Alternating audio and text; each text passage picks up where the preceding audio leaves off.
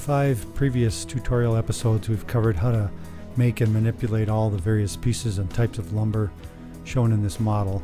This tutorial is to show how to draw some special panels, OSB panels, and some styrofoam, which is a pretty simple exercise, so let's just get right after it. Turn off the shadows, drop down layers here, and hide these things so they're not in the way. And we'll just grab a rectangle tool, and out here on the ground, draw a rectangle that's 96 by 48. Double click that, or single click it, and reverse the face. Double click this and move it with a control. Let's just slide this over 60 inches. Enter and go 2x, enter. So we have 3 panels to work with. If we do OSB first, I'll grab the push-pull tool here and pull that up. It's 7/16. Enter gives us a panel that's 7/16 of an inch thick, which is pretty typical for an OSB panel for sheathing roofs and walls. And I'll just triple click this. Select all the lines and surfaces, go into material, and let's pull up our wood options. And handily, there's one that's wood OSB. And while that's selected, I'm just going to make it a group. You can look into that panel. It's pretty much like OSB all the way around. It's a group by itself. Take this next one, and there's a fair amount of foil face products on the market. And 1 inch is a typical thickness for that. So we'll pull that up an inch, going back into materials here. And the core of this stuff, polyisocyanurate sheeting, is one of the products. It's kind of a lighter color, so I'm just going to cover it with this material. Let's click all those and then make it that color. And for the foil face, I'll just jump into metal. Grab this aluminum. Oops, I'm going to use the back function there and deselect all those faces so that the aluminum foil just goes on these 2 faces. And that gives us a pretty good polyiso sheet, inch thick. It can be any thickness just by dragging the surface, moving the surface with the push-pull tool. So I'll triple click that, right click, and make that a group. And then last but not least, let's make a polystyrene foam panel. And we'll pull that up 2 inches. That stuff comes in all thicknesses, but 2 inches is fairly common. And triple click this, go back into materials. I'm going to go back into colors near the top of our list here. And these panels range all over the place. I've seen pink and yellow and blue. Just for grins, we'll make this one a blue. Let's take that one. Not teal, but blue, so we'll just tweak this color a little bit and lighten it up. That's not too bad of a representation, and while it's all selected, I'm going to make that a group. So as you can see, this process for these panels is pretty much a matter of just creating the shape and putting a texture on it. The more realistic you want things to look, the more you can do. Sometimes this panel has grooves and that sort of thing in it for snapping on 24-inch or 16-inch wide strips. But for now, I'm just going to leave this like that. In the Building with Bytes section, I'll show how to manipulate these panels a little bit like we did with the wall sheeting. It's a pretty simple process, but we'll cover a few things in there in a minute.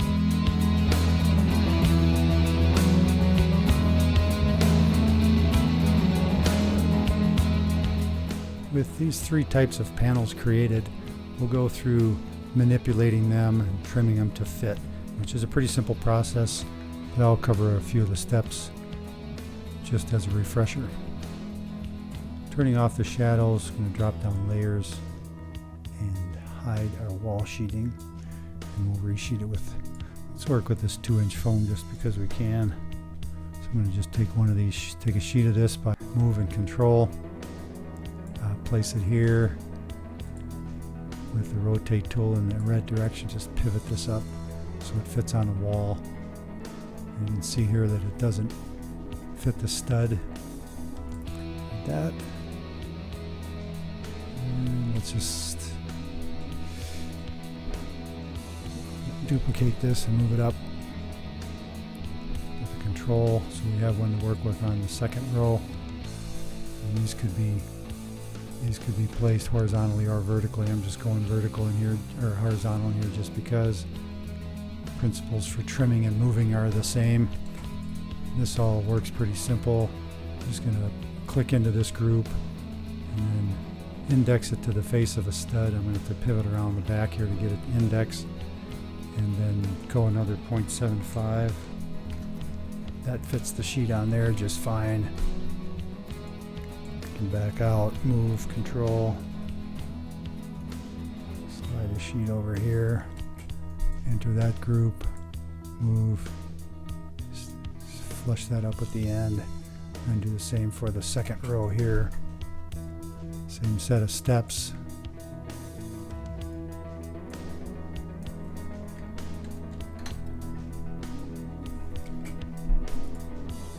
And it's unfortunate that I can't get 10-foot sheets of this stuff readily, because then we could just stretch it out this way and be done with it. But unfortunately, to accurately represent what's available, we have to do it one sheet at a time. Pretty simple process. There's other ways to cut this material. Let's just do one of those, for instance. I'm just going to draw a line over here.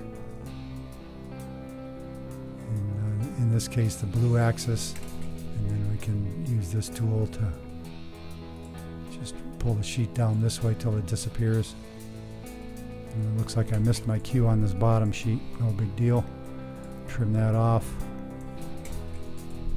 And with these pieces, I could fit another thinner piece up at the top. Let's just do that. Let's take these two. I'm going to move this with the control, so I'm moving a copy and not moving the sheet.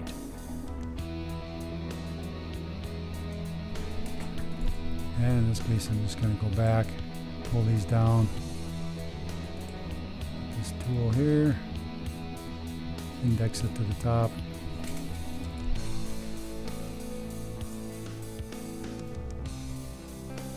Index to the top. Got a little sloppy on my move there. I went to the plate instead of the top plate. And then we can just select all these pieces. I think we missed this bottom one, so I'm going to make that a group. I'm going to move that group with the control, slide it down the other end of the building, and that gives us two walls sheeted with this material. Just for grins, let's take this foam, move a copy of it.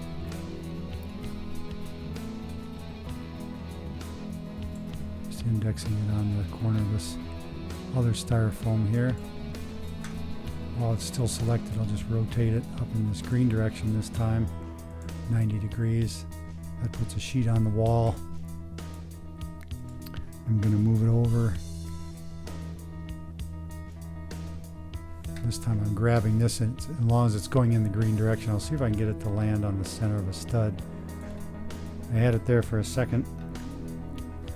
Because of the angle I'm viewing, that wasn't really letting me get in there. Okay, so I'm going to pull this in green again and index to the center of that stud, which worked pretty well. And we can move a copy of it over here. Move a copy of it back this way and trim those sheets. Pretty much the same process as before, nothing new here. Pull it in flush to this foam on this side, and then flush to this foam on this side. If this were the real deal, I'd probably take these sheets and move them up to the top and put a filler piece at the bottom. Something like that.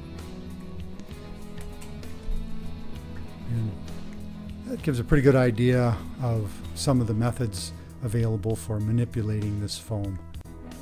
I'll continue this video with kind of an extracurricular assignment. I'm going to put some lettering on these foam panels Usually when you see them on a construction site, they'll have a brand lettering printed on the foam. And I'll cover that in another section of this tutorial because it's fairly more difficult than you would think it was in the first place, just because of using the text tool and making a font into SketchUp geometry. So if you're interested in adding a little more visual detail to a model, come back for that section. Thanks for watching.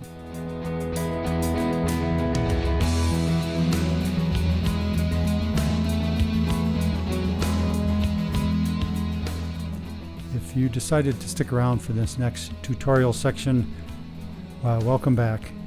I didn't want to include this in the regular part of the video because the depth of steps that are required to get this lettering on this foam panel and the problem that creates in installing it on a building are kind of beyond the scope of a quick tutorial. So let's dive in here, and I'm going to go into this foam panel group, and we'll grab the text tool. And I've worked with this for a while to try to consolidate the process, and in that, by doing that, I got to this Arial black, which is kind of a italicized font. And so we'll just put the wording for the foam in here, and there's a lot of Certifoam out there, so I'm calling this Uncertifoam. Who knows if they get mad at us for using their product name here, but anyway, so I'm just using Uncertifoam, and then this 3D text box here we have Arial black. It's bold, which makes the font pretty thick, and it's already italic, so I'm not going to use that. Let's make this 6 inches letter height, and I've learned that if the lettering place is filled and or extruded, it creates even more issues in getting this whole thing to work. But with what we have there, we'll put this 3D text right on the surface of our panel, and it's in here as its own entity. Something I discovered is when it's placed, it creates itself as a component. You can see up here there's one component in there, and that creates some issues in itself. So while it's selected, I'm going to right click and explode this, and while it's still selected, I'm going to make it a group so that we can work with it. And for whatever reason, parts of these letters, there must be 2 layers in that component when it's converted from a font to SketchUp geometry. So I just moved our group off of there. I'm going to delete this. I'm just going to move this back about where it looks like we want it, and just place it out here somewhere. And then I'm going to explode it. So now these, oops, it's still selected. So now this geometry is part of its own entity, but it's stuck onto the face of this foam. When we zoom in, there's these little oddball chunks of geometry in here, and when I delete those, then all of a sudden this letter is no longer fused to the panel. So I'm going to just retrace one of these lines, and now it isolated the geometry again. And the only clue to that process is the fact that when you click it selects the face just inside or outside the letter. So we'll just go through, and I think because of the way that laid out, there's a little issue with some geometry in the A here, and it stayed its own separate entity. We got 3 spots on the M, and I'm just isolating these, holding down Shift, just going to delete this geometry. And now you can see the M has gone, the line has gone bold around the M, and it won't select that face separately. So I'm just going to re-sketch one of these lines, and there it isolated the geometry again. So now we have letters that are just lines on top of the foam. Everything's clean and simple there. And it kind of looks like the lettering that you'll see on a foam panel. And now when we take this and move it, I'm going to move a copy of this over by the building and line it up on these panels so we know where to start. But I want to delete this group of foam we put up before, select this again, and then rotate this up. And I missed my corner by 2 inches, so we're going to have to move this back so it lines up. And now we've got this foam panel sitting on the wall. Move and control to raise a piece of this up and then slide it over until it's flush on this side, and get it going in the red direction, and then flush it up with this side. Take this, let's see, this panel, I'm going to slide this guy over this way, the whole panel, slide it over till it breaks on the stud in the center of it. You get going in the red direction and hold down shift. It's not wanting to lock on that axis. See if that'll be any different when I grab it by this back corner. There we go. Yep, it's not wanting to, keeps forgetting that I'm holding down shift and not indexing on the front of that, or on the center of this stud. So I'm just going to move it 0.75. Do it the hard way. And then while that's selected, I'm just going to move and copy that panel over here, so we have 2 for the top row. And the reason I'm doing all these moves is to show you what happens when you go to cut these panels when the lettering is on there. I'm going to try one more time and see if I can get this panel to index to the center of a stud. It's just wanting to go to the faces, so I'm going to go